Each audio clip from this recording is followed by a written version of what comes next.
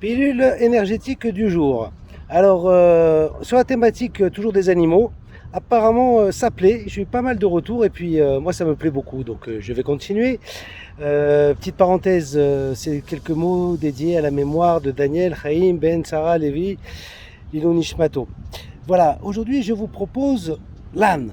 Et oui, pourquoi l'âne? Eh bien, ce matin je me suis réveillé, je me suis senti bête comme un âne. Mais est-ce que cette expression est si juste? Bête comme un âne. Alors l'âne, c'est quoi?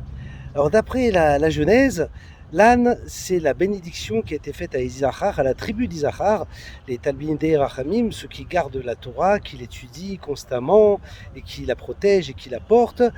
Donc fort et donc endurant comme un âne. Ensuite, l'âne en guématria, en numérologie, c'est quoi?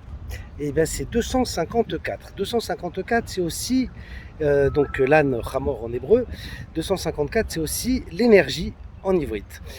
Ensuite, l'âne, quel autre symbole? Eh bien, l'âne, c'est la mâchoire d'âne qui a été l'arme de Shimshon, Samson, une arme quasi incassable, très robuste, qui a permis à Samson de vaincre plus de 1000 ennemis et de tous les fracasser avec une mâchoire. Je ne sais pas si j'ai dit crâne, en fait c'est une mâchoire, pour être très précis, d'âne.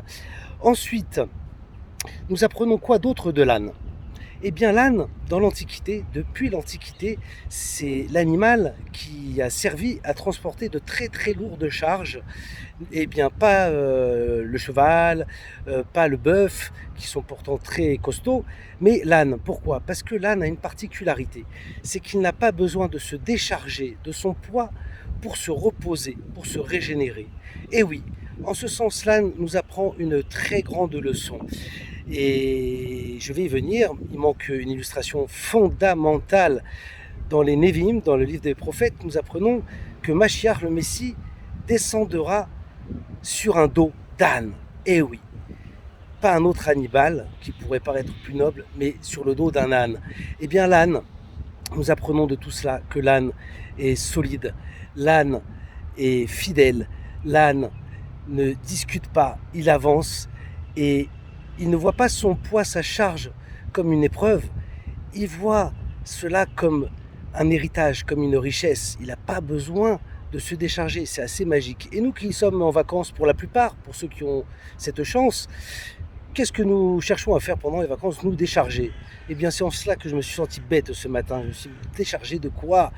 Déchargé d'un poids ou d'une richesse, d'un héritage multimillénaire qui fait de nous des ambassadeurs, où que nous soyons. Eh oui, il y a la perception du poids et puis la perception de l'héritage, de la richesse. Alors l'âne, si nous pouvons apprendre quelque chose, c'est qu'il est puissant, il est quasi incassable, il a une charge qu'il ne voit pas comme une charge, qu'il voit comme sa richesse, qu'il voit comme son héritage, et il avance et il aura l'honneur d'être la bête qui portera Mashiach. Alors soyons tous des bêtes. Bonnes vacances.